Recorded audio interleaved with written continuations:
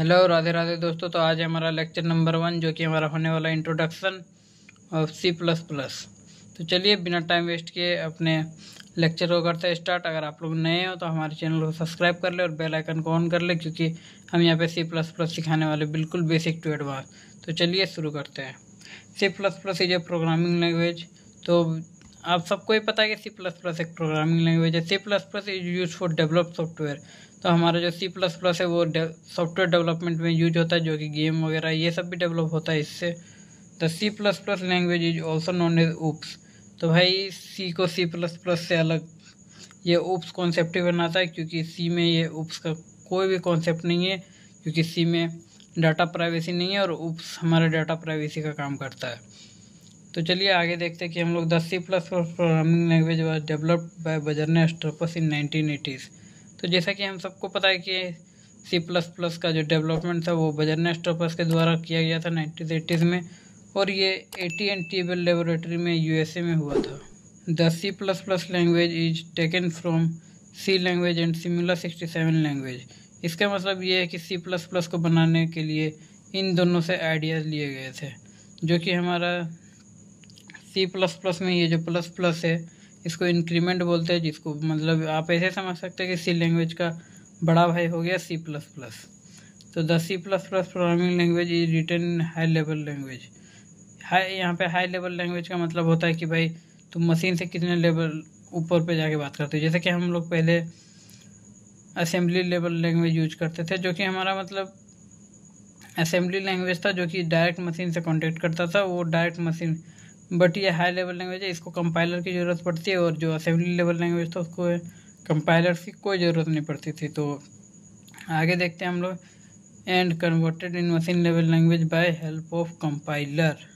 तो मैं आप लोगों को बता देना चाहता हूँ कि C++ हम लोग लिखते तो हाई लेवल लैंग्वेज में, बट उसको मशीन को समझाने के लिए मशीन लेवल लैंग्वेज में यूज करने के लिए हमें एक कंपाइलर की ज़रूरत पड़ती है। चलिए अब हम लोग देख लेते हैं इसका सिंटैक्स क्या होता है, फिर हम लोग देखेंगे इसके फीचर्स।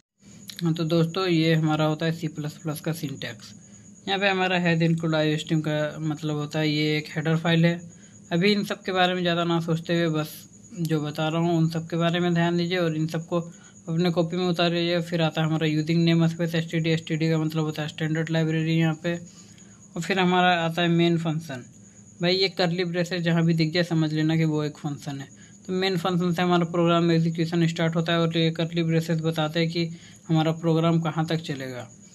चलिए अब हम लोग देख लेते हैं कि आखिर प्रोग्राम बनाया कैसे जाता है। तो इसमें से हमारा सबसे पहला आता है डॉक्यूमेंटेशन। डॉक्यूमेंटेशन मतलब होता है कमेंट करना, या फिर मतलब आप अपने जो भी प्रोग्राम बनाएंगे उसमें लिखना कि भाई ये प्रोग्राम किस लिए है। आप मतलब ऊपर पे टाइटल दे सकते हो, जिससे कि तुम्हें पता चल सके कि प्रोग्राम आखिर लिखा क्यों गया है, और बाद में कोई कन्फ्यूजन ना हो अगर कोई और आपका प्रोग्राम रीड करे तो। फिर हमारा आता है प्री प्रोसेसर डायरेक्टिव। तो जो हमारा हेड इंक्लूड है वही है हमारा प्री प्रोसेसर डायरेक्टिव। फिर हम लोग करते हैं ग्लोबल डिक्लेरेशन, फिर करते हैं फंक्शन डिक्लेरेशन, और ऐसे करके हम लोग मेन फंक्शन के अंदर सबको कॉल कर देते हैं तो हमारा प्रोग्राम हो जाता है। तो इन सब के बारे में अभी ज़्यादा ना सोचें, मैं आपको सारा A to Z प्रोग्रामिंग सिखाने वाला हूँ। तो चलिए अब हम लोग देख लेते हैं इसके कुछ फीचर्स जानने से पहले मैं आपको कुछ बता देना चाहता हूँ जो कि बहुत ही ज़्यादा इंपॉर्टेंट है। C++ is a case sensitive language. यहाँ पे केस सेंसिटिव का मतलब है कि अगर आप किसी भी टाइप का वेरिएबल वगैरह बनाते हैं, मान के चलो आपने कहीं पे बड़ा ए यूज किया एंड देन आपको अगर स्मॉल ए आप उसकी जगह पे लिखोगे तो वो उस पर एरर दिखाएगा। ठीक है, यही होता है केस सेंसिटिव कि आप जैसे लिखोगे आपको सेम टू सेम उसी टाइप में लिखना पड़ेगा। C++ का जो एक्सटेंशन होता है वो होता है .cpp। अब एक्सटेंशन का मतलब यहाँ पे ये होता है कि जैसे कि आप फाइल वगैरह सेव करते हैं उस पर लिखा हुआ रहता है .jpg या फिर इमेज ऐसे करके कुछ लिखा होता है। तो इसी तरह आपको अगर C++ में कोई भी फाइल सेव करनी तो यहाँ पे आपका फाइल नेम रहेगा, फिर बाद में आपको .cpp लगाना पड़ेगा। इससे पता चलता है कि ये एक C++ का प्रोग्राम है। और C++ सपोर्ट 32+ कीवर्ड।